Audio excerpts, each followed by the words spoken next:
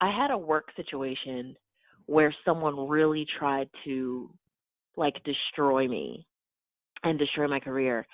And it was really hard for me. Like that was like a moment of real depression. Like I really went under for a while and was like, maybe this isn't what I'm meant to do.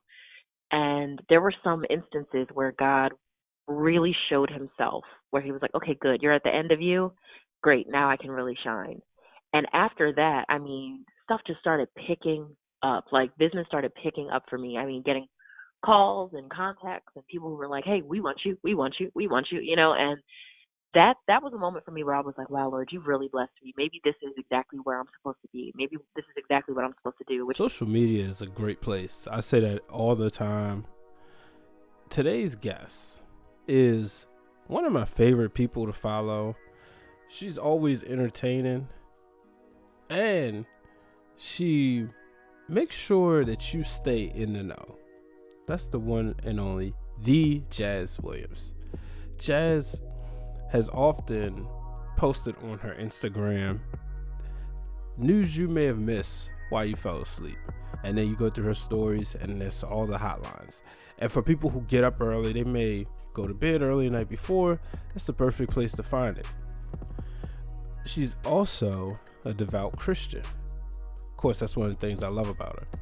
So, coming up on today's episode of Breaking Through Glass Ceilings, you will get to hear the story of Jhas Williams and how she used acting to help her prepare for her radio career, which is transitioning into a television career.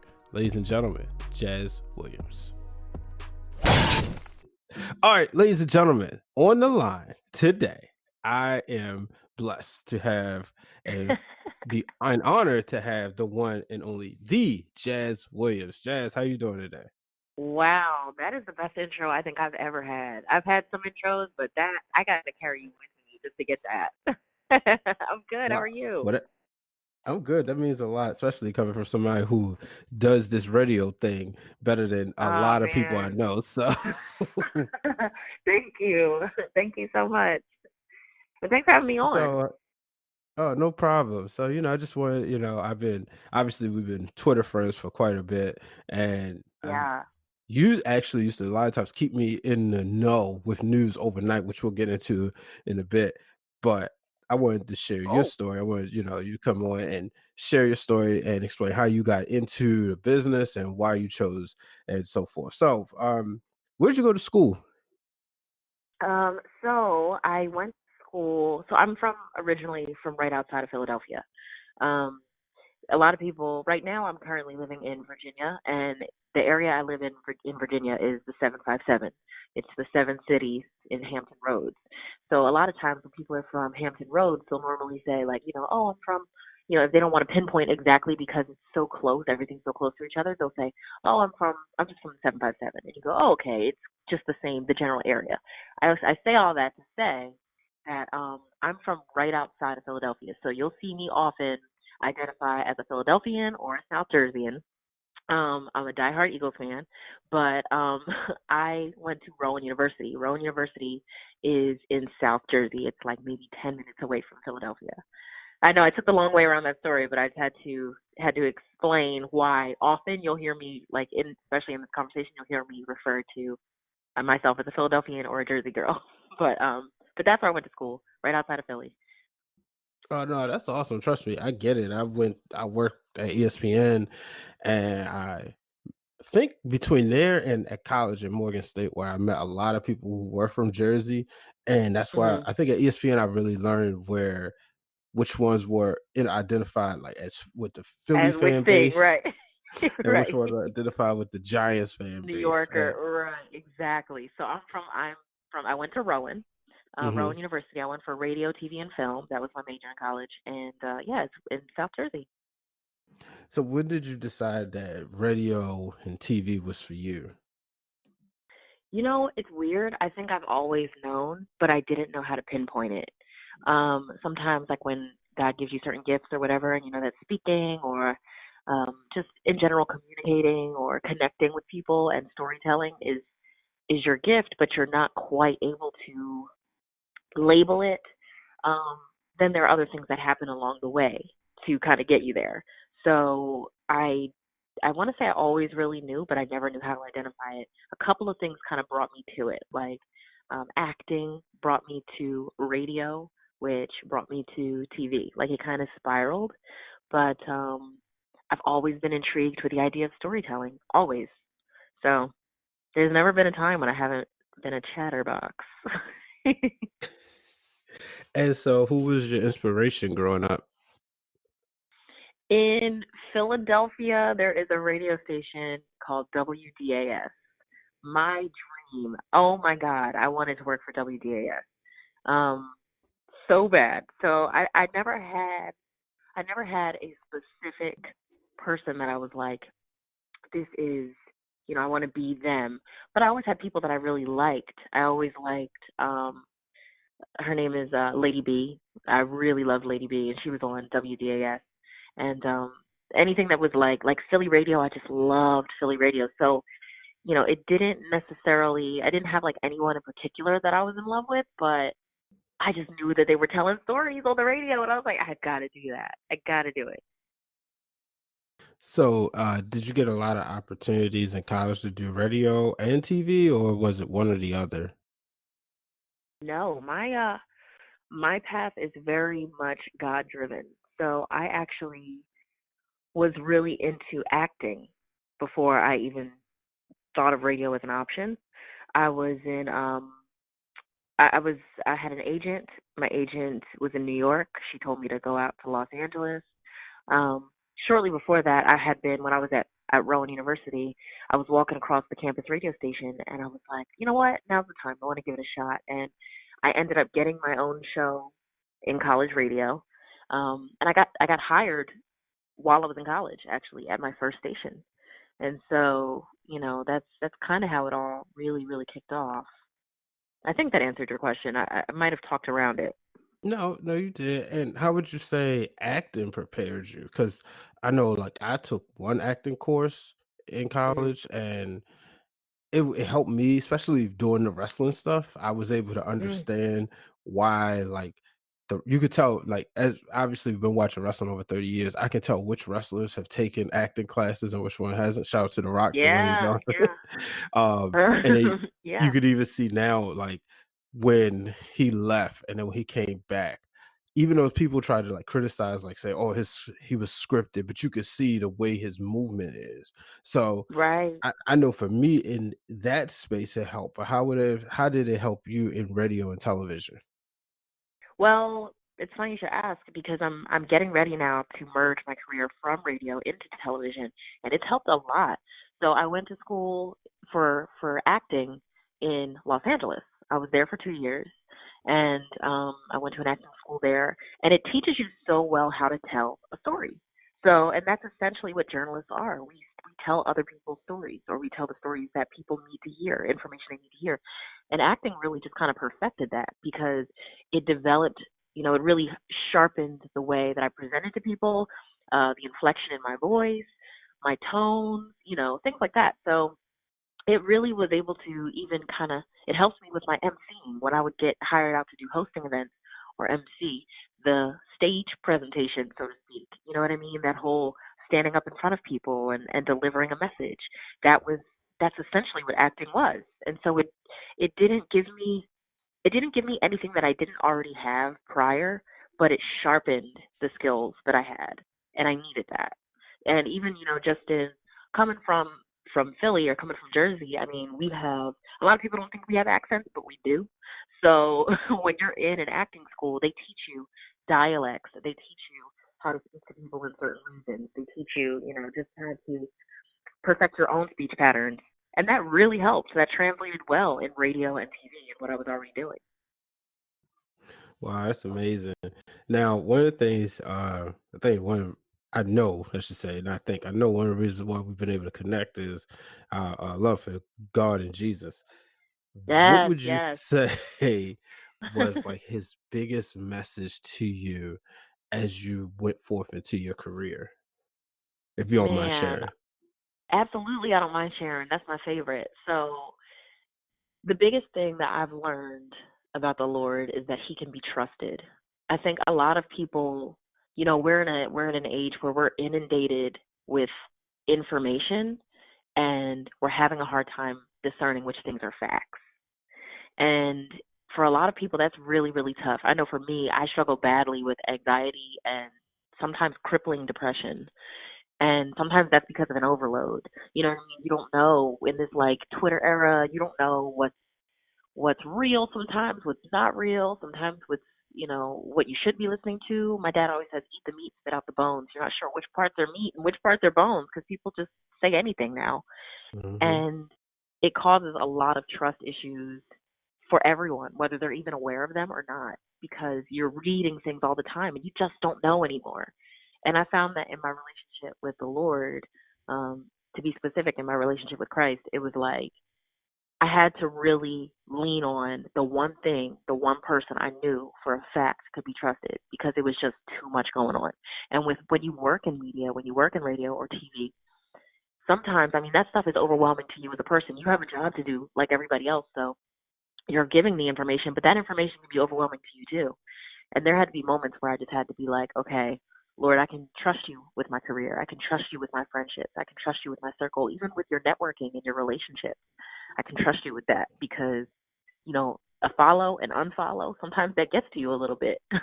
So it's like, who you know, sometimes it's about who you know and not what you know. That gets to you. But I had to really like find a place where I could be like, okay, Lord, I can trust you. And that can be that. So that really saved my life in this industry. That saved my life. Yeah, that's awesome. Now, you said a follow or unfollow can get to you. Can you talk about Twitter and how that's been helpful and to the young journalists um, out there, how to effectively and use social media responsibly? Because I've seen you're one of the best people that do it, and that's using social media responsibly. What type of advice can you give to those? Oh my God! First of all, thank you for that compliment because I stress every day. You know what? Before I even get on the internet, I'm like, Lord, please guide my mouth. And my mouth doesn't even just mean what comes out of my mouth, my physical mouth. That means my Twitter fingers too. That means my social media fingers too. Because as you know, like you said, people can get on the internet and wall out. Like, you know what I mean? Like start posting things that are not true, or whatever. And that's such a bad look for a journalist in particular.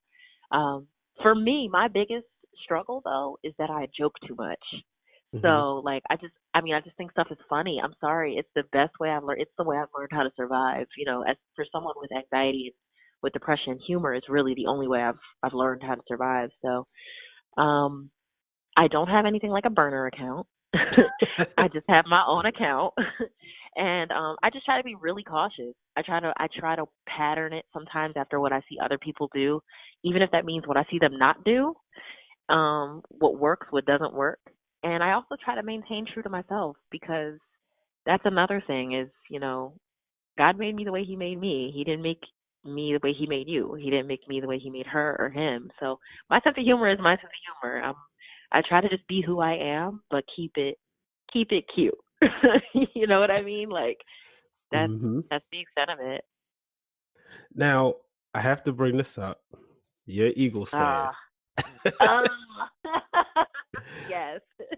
Can you take me to the night y'all won the Super Bowl? Brian, I get choked up just talking about it. Like we are such a weird fan base. I am a diehard. Like I bleed green. My father's from West Philly. My mom's from Levittown, PA.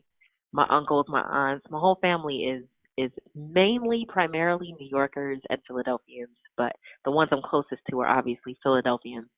And I was at my dad's house actually. I had I was living in I think Delaware at the time, and I went home. I requested off for the Super Bowl and the Super Bowl parade and the playoffs, all three. Um, so I went home. I went to my dad's house and we watched it together. And man, what like we're watching it on TV and they're climbing the poles. I mean, the police had to grease the poles so people would stop climbing them. That obviously didn't work. People didn't care. People are flipping stuff over. And as crazy as it sounds, I have never been so proud. So, I mean, I go home all the time and I'm still like, yeah, Super Bowl champ. but I went to the parade and I cried. I hugged some white man I never met before in my life, and I we cried together. Like it was so weird, but like it's just it's a dirty city. We're the underdogs, and we got a chance to win something good, and we're never gonna let it go. Wow. So I'll share this. So I mid 2000s, I was a fan of the Donovan McNabb, Terrell Owens Okay, teams. okay. Um, Actually, before T.O. got there. Now, anybody who knows me knows that T.O. is my favorite receiver of all time. I didn't know I that. Okay. I think he's better. I think well, it's kind of crazy to say he's better than Jerry Rice, especially when Jerry don't think. I mean, when T.O. don't think he's better than Jerry. He said he's one Mhm. and Jerry's one and he's 1A. I will Mhm. argue T.O. over Moss with anybody. And Really? oh yeah, absolutely. uh, Okay. Okay. Moss was a just go out there, run straight, get the ball, Yeah. leap over everybody, and talented. Yes, effort wasn't always there. Thing about Right. To, you go back to that first Super Bowl, he wheeled himself back faster than he should Yeah. have, and that's where Yeah. he earned my respect for life. Now, I used to be a Dallas fan up until Dak wanted to play, and you don't have to answer this, but I'll go ahead and say it, Oh, when Dak wanted to okay. be MAGA Dak, and that did it for me. It's Mega like, Dak, right? yeah, like I Okay. used to get in trouble from being everybody used to say, "How can you like the Cowboys and the Ravens at the same time?" I was gonna ask you, Brian. I was gonna say, aren't you a? I'm so confused right now. I really thought you were a Ravens fan. I am. Well, I was born in '86, so we didn't get a team till '96. So the Fair, Cowboys, you fair. see who on TV all the time, but Yeah. and then like I said, in the 2000s, you would pick. You had the Michael Vick era. Everybody loved Michael Vick. I was supporting Donovan McNabb, Got so you. all of that. But when y'all won the Super Bowl, I was with my god brother, and the fact y'all beat the Patriots made it Oh so man, much better. that's why And we cried. Who did you tell him?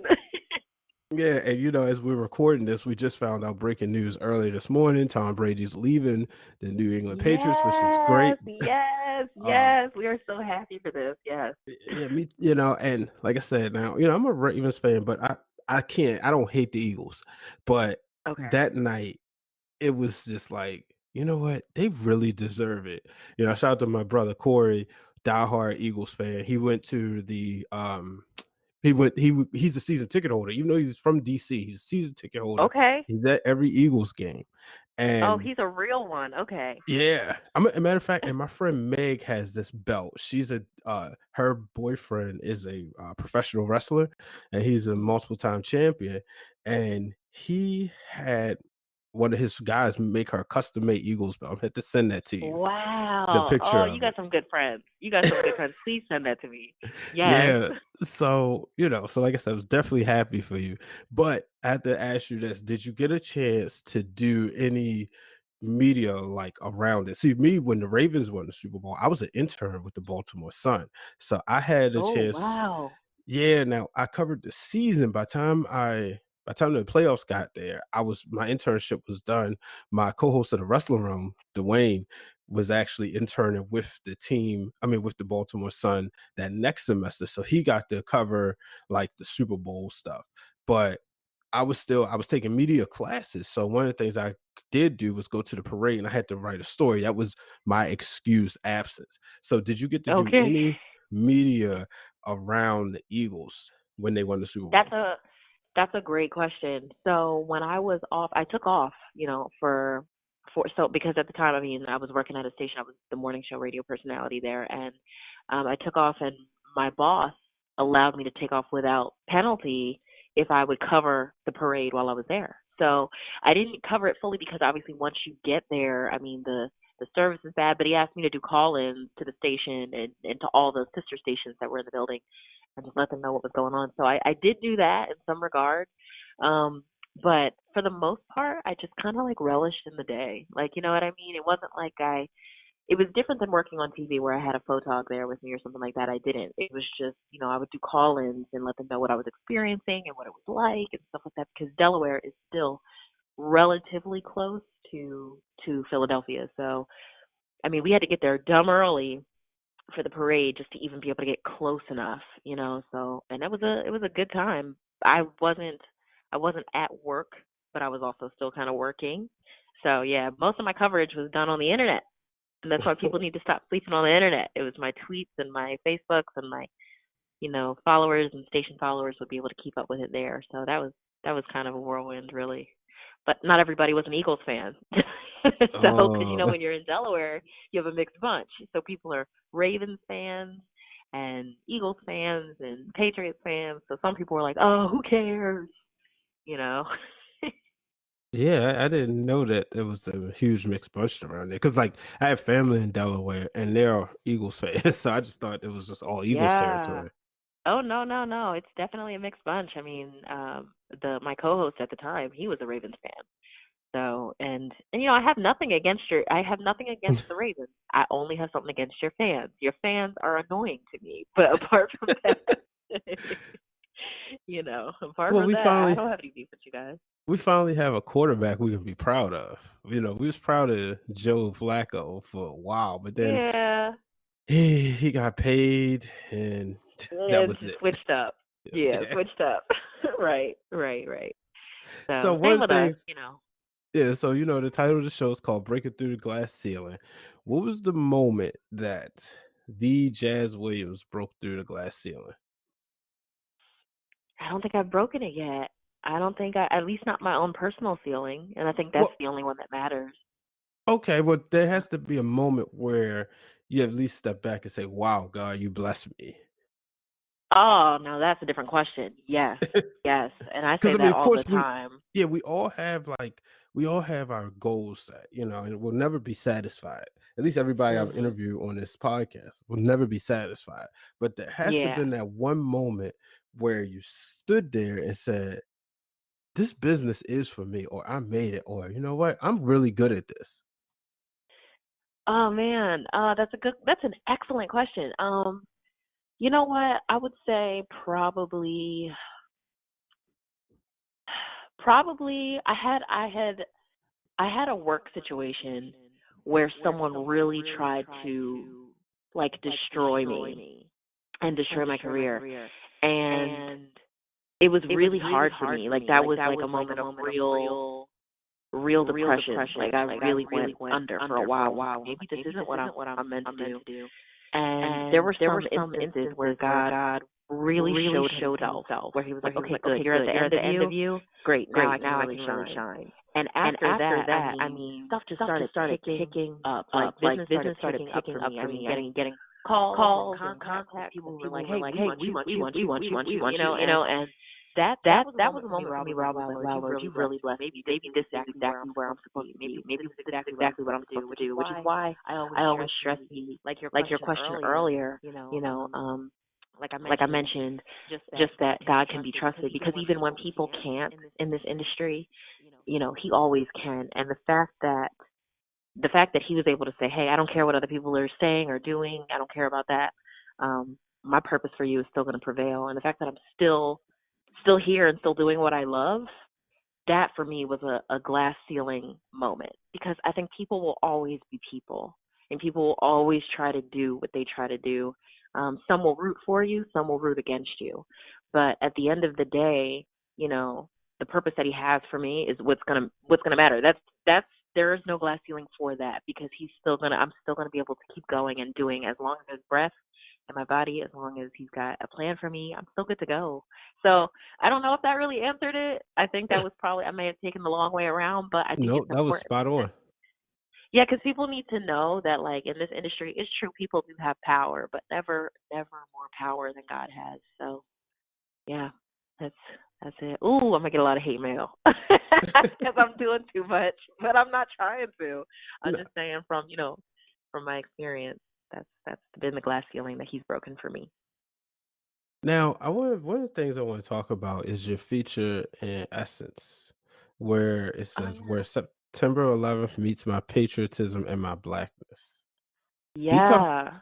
Can you, like, just go in depth about that, like, how it made you feel? And one of the things I know I see you touched on Colin Kaepernick, and it's unfortunate that a lot of times that the moment you post a picture or number 7 or something, Mhm. people wanna just like, "Oh, but he did this and he did that," and they always wanna throw Mhm. in the fact that his last year, but they forget that he was under a different system. If you want to get into the football Right. aspect of it, they forget that he was in a Right. different system, a system that didn't really believe in him, that set him up for Mm. failure. And they forget, hey, this man went to the Super Bowl. He went to two back-to-back NFC championship games and was really one bad play away from the second Super Bowl. Um, Yeah. as a Ravens fan, I can tell you, now I can admit this now, probably wouldn't have at the time, that if the 49ers run the ball, he's a Super Bowl champion instead of Yeah. throwing three straight passes. Um, Right, right, right. but just talk about like what it meant to write this and just being vocal about, because I think a lot of times it's hard for black people to really be patriotic because, Yeah. it's like this country, how much does this country really love me? You know what? That's real. That's serious. And at the time that I wrote that article, I was so frustrated. I was so frustrated, excuse me, and I was so angry because I was just in a position where they kept telling me just just say what we want you to say, you know? And a lot of journalists have that problem where we're told just say what we want you to say. It's masked as just the facts. But it just was like really difficult. So I got clearance from my manager at the time if I could at least use my freelance writing for other sources. And he said, you know what? Yeah, go ahead. And I was so grateful because I have so many friends who are military and I have nothing but respect for them. Nothing but respect for them. I think it takes great courage to fight for your country. It's something that I myself could not do and would not do, but people who do it, I think it takes a lot of courage, and I think we should always be grateful for people who are willing to put their lives on the line for the safety of other people. And that being said, that means the safety of all people, even inside of this country, not just against outside forces. So you can't, you can't willingly say, "Oh well, you have to stand and salute the people who are fighting for your safety." Yeah, but whose safety are they fighting for? Like we have to talk about all people. It can't just be the ones that we like. It can't just be the colors that we pick and choose. So when I wrote that article about Colin Kaepernick, I was referring to him as someone that I saw as a hero, and that was very much true. And I had to write that in spite of the fact that a great deal of my followers are military. And it didn't mean that I didn't respect them. It didn't mean that I didn't value their sacrifice. It just meant that I also valued my own life and the life of my three black brothers and the life of my father, who is also my dad's a politician. And I respect you can respect both parties. You can respect people's lives, their livelihood, their humanity, their right to choose. You can respect them and still say, hey, I have respect for the fact that you fought for our country. I just was trying to say that I shouldn't have to always choose between the fact that I am an American and the fact that I am a black woman. It really, really sucks to me that I have to. My brother plays football for Temple University, and I would go to his games, and I mean, they're flying the flag, and I went to this one, the Military Bowl, where the jets are flying overhead, and it really was one of the coolest things I had ever experienced. And I wanted to enjoy it in that moment, but I also felt a tinge of sadness that my life didn't matter in the country that I was born and raised in. So I just wanted a way to show people that I hate having to choose between my patriotism and my blackness. I don't think it's fair that anyone who is an American citizen should have to choose between valuing their life and saying that they respect somebody else's life. It just shouldn't have to be like that. So that's why I wrote that article. That's phenomenal. And I'm really appreciative that you wrote it because I think a lot of us feel that way. And Yeah. it's hard not to, especially in this day and age. You like to think it would get better. It's unfortunate, Yeah. like as we sitting here uh doing this podcast, it's in the middle of COVID-19 and doing Absolutely. the suggested self quarantine. I think Mhm. this is one of those times where everybody's kind of hopefully coming together and being able to just kind of like it's almost like a reset, because Yeah. anybody Yeah. can be affected. So it's not one of those things where we're all sitting around like, so this black person over there, this white person, only these people are getting affected. It's kind of like Yeah.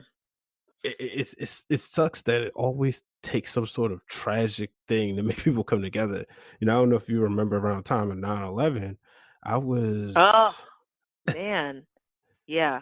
Go ahead. Yeah, yeah, I think I was 15, and I can remember walking down the street, seeing people hug each other, seeing people say "I love you," just the random strangers you mentioned at the Super Bowl when you just hugged a Yeah, random yeah. guy, Mhm. and it allowed y'all because you had that common bond, and it's like, why can't we just do that all the time? Exactly, exactly. And I just wish that we could really, understand that. I mean, life is life. We all deserve the same fighting chance. We really all do. And in light of what you're saying, as far as coronavirus and COVID-19, while that's going around, I've had to really see some crazy things being said about Asian Americans and Asian people. That breaks my heart. Just because, you know what I mean. Just because I'm a black person and uh, being having struggles as an Asian person is not my struggle in particular, doesn't mean that it's not all of our struggle. Where if there's not freedom for one, then there's not freedom for any of us. And I feel like that's really, really unfortunate. I've had to see a lot of my friends who are Asian and Asian American say, hey, like, you know what I mean? Could you try to not be so mean, or try to support my mom's business? Like, you know what I mean? People are it's a tough time. It's a crazy time out here. And we shouldn't have to choose. It really should be more about us coming together, trying to get through this together, and that should be it. There should be no other alternative. So that's exactly why I wrote that article. It shouldn't have to be a matter of choice on whose life matters more. Like, what kind of Mm, crazy crap is that? exactly. So, one of the things I like is your website. Can you tell to the young journalists out there why it's important for them to have a website? Oh man. Okay, so I did my website before I became anything at all. And that's because I had visions of becoming something at all. Well, It just first was of all, you important. always have been somebody. Oh, come on with it. Yes, thank you. Yes, you are right. I just mean, like, before I even got serious about my profession, I guess Hmm. no, let me take that back, because I was serious about becoming serious about my profession, I became serious in advance. So even while I was a server, there was a time that I was a server, and I always had big dreams of being on radio, being on TV or what have you. And I was, as a server, I mean, when I didn't have tables, I was in my book, my menu book, or whatever it is that you take your orders in, and I was writing, like, just kind of writing out how I wanted to create my website and what I wanted to put in content. I wanted to, you know what I mean? I was always forward thinking, and I think that's really important. So my website was just a reflection of that. I got the website. I started setting myself up before I even got to where I was trying to be. And yeah, if you're a journalist or if you're trying to do anything really, there's no reason why you shouldn't have a website. GoDaddy is very, not to plug them or anything, but that's what I have. I have GoDaddy, and I didn't pay somebody to design my website just because I couldn't afford it. So I learned how to do it on my own. And if it's important to you, you'll do the same. You'll learn how to do something that's important to you. You'll learn how to perfect it, sharpen it, whatever it needs to be done, you'll do it. Well, yeah, there you go. You know, and it's like one of those things where you teach somebody how to. If you give somebody fish to eat for a day, teach them how to fish to eat for a lifetime. Right. Exactly. Exactly. So what's next? Like, what's your biggest goal as you continue in your career? My biggest goal is um I have a couple of them right now. Tamron Hall. I adore Tamron Hall. And I've never met her personally, but I'm a huge fan of her story, of her triumph. I'm even a huge fan of her age, because Tamron Hall is, I want to say, maybe 46, 48. I'm not sure which one, but things happened for her a little bit later in life, and she still got to where God had her go. And I respect that like nobody's business. I think we put a lot of clocks on ourselves. We tell ourselves things have to happen by this time, or else they're not going to happen. And I think that sucks. And she didn't do that. And I really, really respect that. So that's kind of what I want to do. I would love to have my own, I hate to call it a talk show, but that is what it is. So I would love to have a show where I have a platform like that, or just a platform where I can bring people on and still continue telling stories, but with a little bit more leeway. that is what I would like to do. And then one of the things I mentioned at the top of the show was um, how you go on Instagram and keep everybody updated with the news overnight. Now, was that coming from working at nighttime most of the time?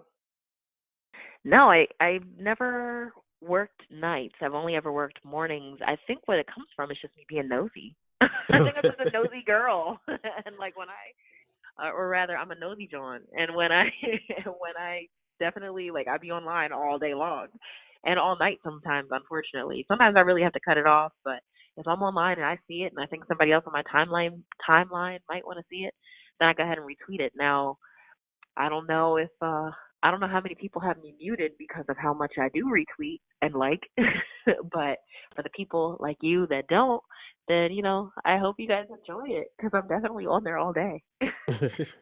Yeah, I just like I know for me when I used to work at ESPN and I worked on Mike and Mike in the morning, our shift was 3:30 in the morning till I'm gonna say at 10. It was really 3 to 12, but they can't do nothing to Yeah, me now. yep, yeah, I uh know. because we after the show went off, it was nothing for us to do. So, I would be up 4 o'clock in the morning tweeting, 5 o'clock tweeting. People wake up like, "Oh my goodness, what happened?" Right, Yeah. like dang, oh, I missed everything. Right, Yeah, right, especially, when news is an ongoing cycle nowadays. It's not like back in the day. 24/7. Yeah, I remember when TV Yeah. used to go off and Oh, look, the yes. so you see the Star Spangled Banner, and next thing you know, it's like, all right, then there's a blank screen and boom. So, Wow, but Brian, you can't be that old. I don't know how old you are, but you can't I'm, be that old. I'm 33. Yeah, okay, all right. So I was gonna say, I'm like, wait, is Brian my parents' age? No, But you're right though, because that's what you said. The Star Spangled Banner. I'm like, my parents be talking about that. But you're well, absolutely right though. It did used to come on like that. The static, the Star Spangled Banner. Yeah, it's I funny because just I'll post I was tweets anymore. about it or pictures, and people are like, "That didn't happen." I said, "Uh-huh," and I show it to 'em. Now, I was also one of them children that had a TV in my room at the age I think my grandmother bought me and my sister. She's 18 months younger than me, at 3. So then, like, I've always had a Wow. TV Okay. in my room. So that's the Wow. What a reason why. lucky guy. Yeah, I got a pink TV in my room when I was nine, and okay. then I don't know what happened to it. I really don't. We moved, and my mom never put that thing back in my room, and I'm like, ugh. So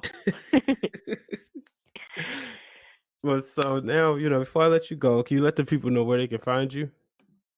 definitely. So I I just recently switched over my social medias because I'm merging now from radio to TV. So my social media handles used to be at Jazz Will Wood. That's what it used to be. But now it's at the Jazz Williams. So I'll spell it because my mom was a little trying to be a little extra with that H in there, but it's it's at TheJazzWilliams, just at the Jazz Williams. And I'm on Twitter, Instagram, Facebook, and TikTok. I'm trying to keep up with the kids. I gotta get on there. I haven't yet. I tried it. I got an account.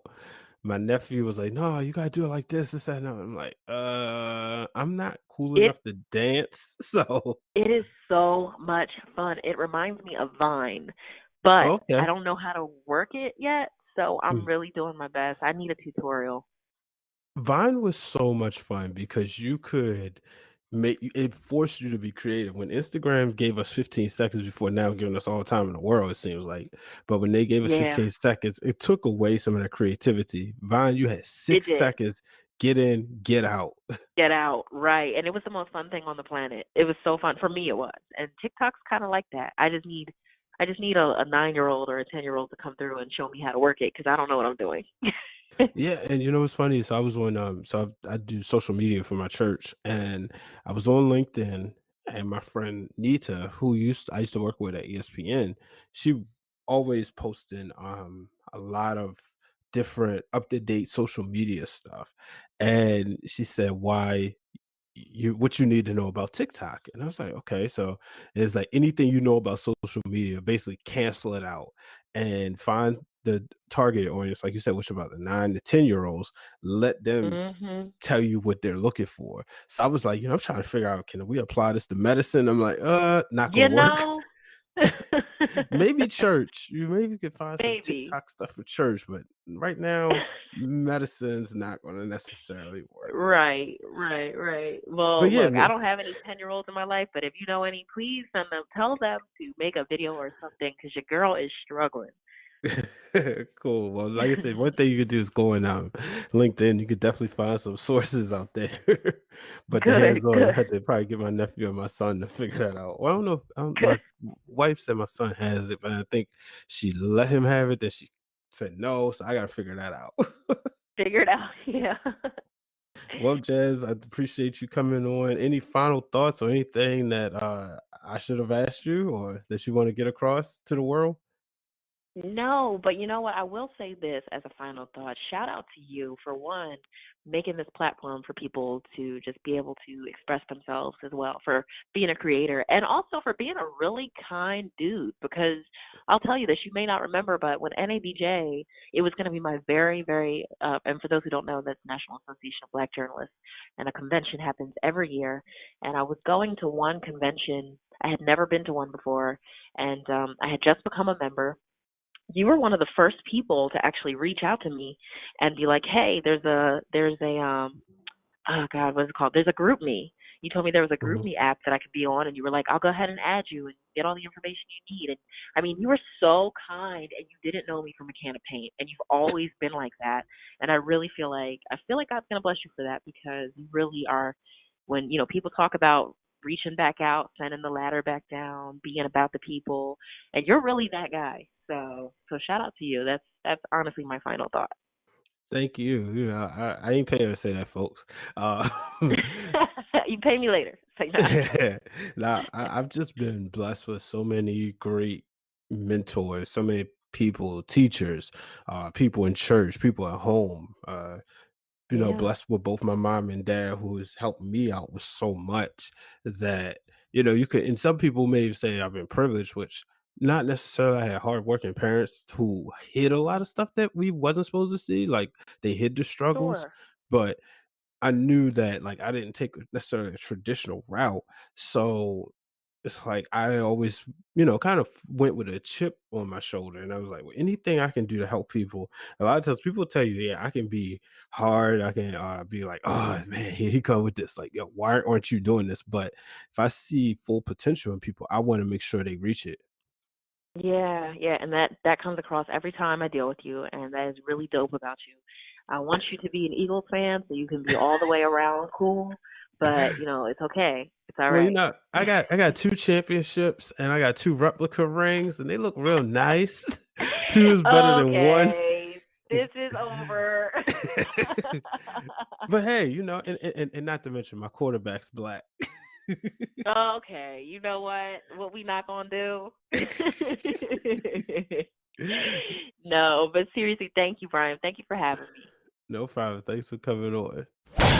All right, so I hope you enjoyed that interview with Jazz Williams. Make sure you connect with her on social media. Young journalists out there, I promise you, she is someone you want to be in contact with.